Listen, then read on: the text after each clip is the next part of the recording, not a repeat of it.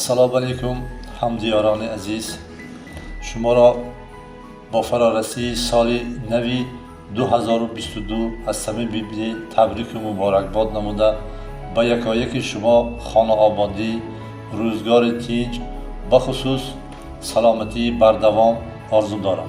چقدر که شما میدانید الان 2020-2021 برای بتون خلق دنیا سال نه آنقدر درخواست ما آمد که ما شفاکاران بخصوص در این سالها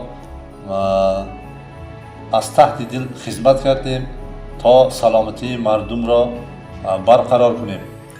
من آرزو دارم که در سال 2022 چنین پاندمی کرانتین تکرار نشود و همه خوش و خرسندانه زندگی کنیم و چی آرزوی و نیت هایی که در دل خود داشته باشید بگذار در سال نو برگزار گردد، جامعه عملی باشد.